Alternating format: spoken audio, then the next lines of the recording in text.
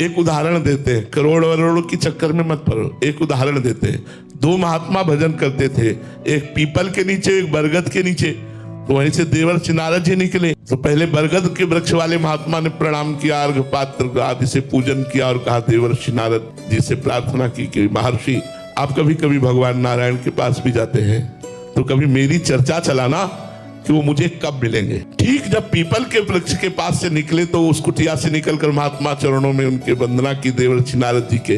देवर्षि नारद जी से प्रणाम करके कहा प्रभु से पूछना कि वो हमें कब मिलेंगे। दोनों ने एक ही प्रश्न किया संयोग वशात। नारद जी भगवान के पास गए और भगवान से पूछा तो भगवान ने कहा बट वृक्ष के नीचे जो भजन करता है उसको इसी जन्म में मिलूंगा, और जो पीपल वृक्ष के नीचे भजन करता है उसको जितने पीपल के पत्ते इतने जन्म लेना पड़ेगा तब हम उसको दर्शन देंगे। नारद जी ने सोचा लगे हाथ बता देते हैं।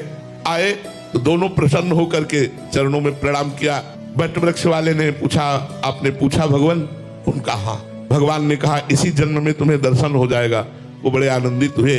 पीपल के वृक्ष वाले से कहा कि तुम्हें भगवान तब दर्शन देंगे जितने पीपल के पत्ते हैं उतनी बार जन्म लोगे तब दर्शन। वो नाच पड़ा, रोने लगा, इतना रोया और पुकारा हे नाथ, हे करुणा सिंधु, हे पतित पावन, आप मुझे जानते कि मैं आपका भजन करता हूं, हे प्रभु मैं तो निहात। भगवान प्रकट हो गए।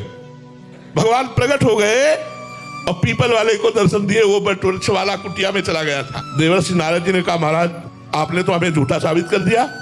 आपने तो कहा था जितने पीपल के पत्ते हैं उतनी बार जन्म लेगा तब दर्शन देंगे। यहाँ तो मिनट नहीं हुआ आप दर्शन दे दिए। बोले जो भाव स्थिति इसकी आनी थी इतने जन्मों में